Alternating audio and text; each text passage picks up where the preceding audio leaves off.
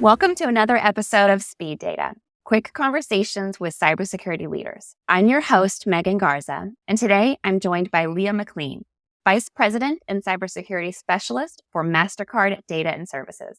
Hi, Leah. Thanks for coming on today. Hi, Megan. Thanks for having me. Good to be here. Leah is a results-oriented cybersecurity leader focused on threat intelligence, cloud security, and internal and third-party risk initiatives. Her self-professed superpower is connecting the dots and people in cybersecurity to further advance the world of security. Leah is also the co-founder and co-host of the CISO Diaries podcast and is on the board of and acts as an advisor to several cybersecurity organizations, including Cloud Defense and Minorities in Cybersecurity. Leah is a chapter lead for the North Texas sector of Cloud Security Alliance. And if that weren't enough, Leah is a recipient of the CRN Women of the Channel Award. Leah, you began your career working in public relations. What made you want to go into cybersecurity? So while I did start in public relations, I was always working for IT and networking companies. And so technology was always really interesting to me. And I think I can say this now because I've since moved from Silicon Valley, California, but I was grateful to have spent most of my life there because I was surrounded by technology. But I was also that type of person that in order for me to fully understand it, so I could write about it and position it in simple terms, I had to get my hands on the technology. So I would go to the engineering teams and basically ask them to show me how it worked. And they loved it because they were always looking for more help. So they would teach me. And then when I was at Cisco, they had acquired SourceFire, which was one of their first cybersecurity companies they acquired. They had asked if I wanted to move to cyber. It was daunting to me, but also fascinating. But I said yes, and I've never looked back. So I guess since then, I've kind of been putting my OSINT skills I gained in PR and marketing to use. And what do you enjoy most about your role, either day to day or just overall? I love helping people. I actually love it when somebody not in cyber comes to me and says, hey, I want to learn more. Or, I've been impacted by this personally. Can you help me? Can you, teach me? I love that because it's more than just our jobs and work and impacting business, but it does impact our daily lives. I mean, I don't know about you, but I'm getting way more phishing scams, texts, emails, calls every day, and it's just increased. So when I can help others to really realize how they can better protect themselves, I love that. And what do you predict to be the biggest shift in cybersecurity? Honestly, I think it's going to be a lot with the regulations and the mandates that we see happening right now. Like SEC was a big one.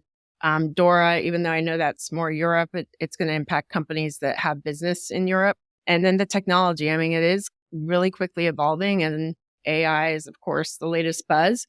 But I think more importantly, it's going to be truly having an understanding of the business. And I do believe that we will see more CISOs coming from different backgrounds with more focus on the business, not as much on the technology, or at least have a business mindset first versus tech first mindset. And what advice do you have for security teams that are recruiting cybersecurity professionals, given the talent or workforce shortage? Yeah, this one's near and dear to me.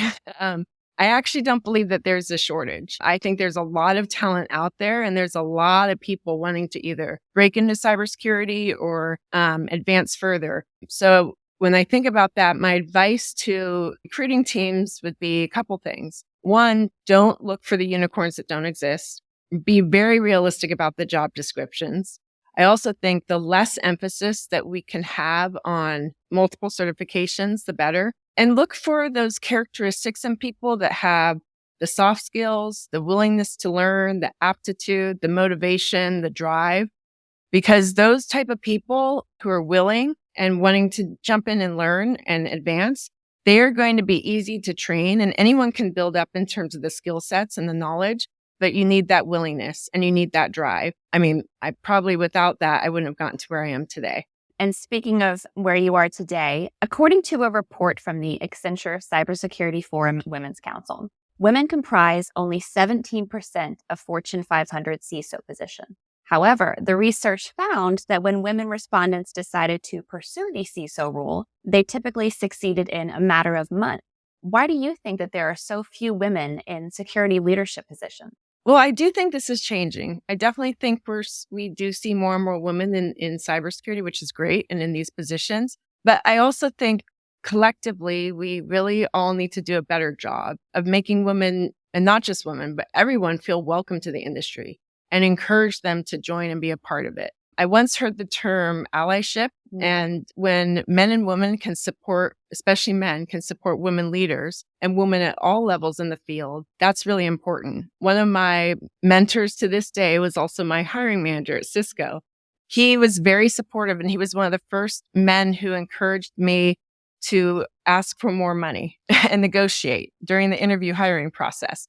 And I think when you have that kind of support, and especially from males that will give you that voice, give you that seat at the table, it's going to open up the doors for more women to not be so intimidated by it, but to want to embrace and join. I also think the groups like Women in Cybersecurity or WESIS, and then Executive Women's Forum and many others, they're really helping females position themselves for the roles that they deserve and the salaries they deserve. And I just think we need to keep adding more seats to the table with women leaders and diverse backgrounds. Yeah. The CMO at our company is a male. And one of the things I love about him is that he is never hesitant to promote the women on his team and encourage the women on his team and celebrate the women on his team. So I wholeheartedly agree that having both women and men encourage that participation, encourage getting into cybersecurity, getting into tech is definitely key to helping improve that. Good example. And what is the most important thing to remember when working in cybersecurity? I think always be learning and always be open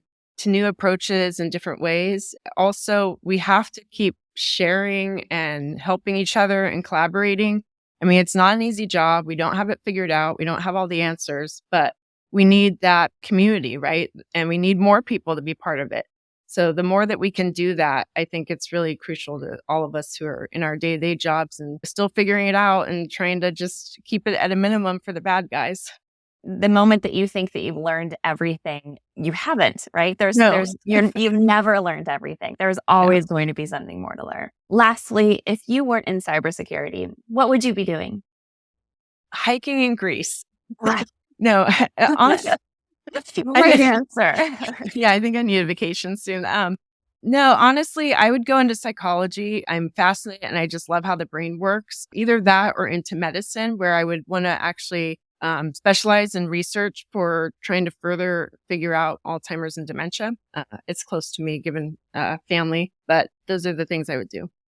And that makes sense, given your answer earlier about how you want to help people. Both psychology and medicine is helping people. Yeah. So definitely I can see why that would be a passion. Well, thank you so much, Leah, for your time today. I really appreciated chatting with you and learning more about your take on cybersecurity. And for our audience, if you have any questions you'd like to see asked on a future episode of Speed Data, please shoot me an email at pr@varonis.com. Thanks so much, Leah.